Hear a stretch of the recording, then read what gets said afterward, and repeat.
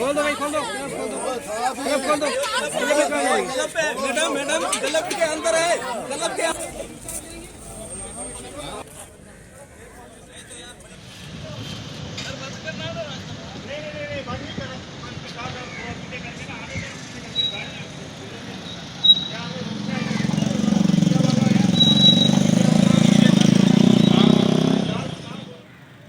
ये जैना मार्केट से आने वाले रास्ते पर भी गाड़ियां लगा के कराची प्रेस क्लब आने वाले तमाम रास्ते बंद कर दिए गए हैं। इस तरफ भी जो है ना ये कोस्ट गार्ड वाले रास्ते भी बंद कर दिए गए हैं।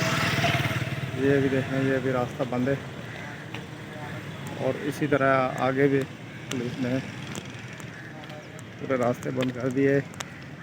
दोनों राव सारे मेरे चुरंगी पे भी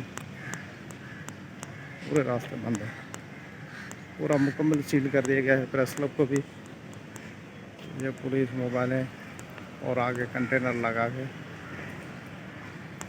प्रेस क्लब को सील कर दिया गया है।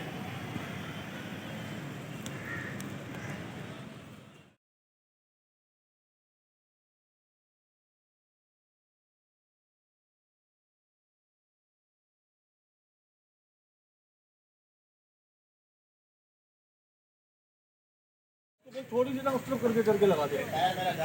फिर तू जा, तू निकल